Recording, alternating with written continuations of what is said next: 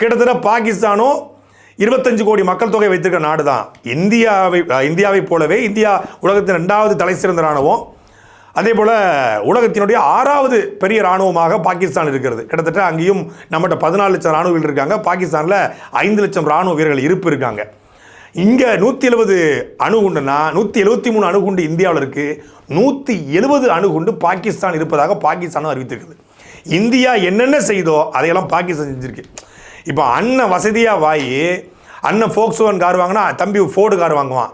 அண்ணன் டபுளில் வீடு கட்டினா தம்பியும் டபுள் வீடு கட்டுவான். அண்ணன் 5 ஏக்கர் நிலம் வாங்கி வாழைத்தோட்டம் போட்டோன்னா தம்பியும் 5 ஏக்கரில் வாழைத்தோட்டம் போடுவான். அண்ணன் புல்லட் வாங்கினா இவனும் புல்லட் வாங்குவான். அண்ணனுக்கும் தம்பிக்கும் போட்டி வந்து வீட்டை விட்டு பிரிஞ்சா அண்ணன் செய்கிறதெல்லாம் தம்பி செய்கிற மாதிரி இப்போ இந்தியா செய்கிறத பூரா பாகிஸ்தான் செஞ்சது. என்னதான் பாகிஸ்தான் செஞ்சாலும் பாகிஸ்தானை விட 6 மடங்கு ராணுவத்தில் பெருசு இந்தியா. நிலப்பரப்பிலையும் 6 மடங்கு பெரியது இந்தியா. பொருளாதாரத்திலையும் 6 மடங்கு பெரியது இந்தியா.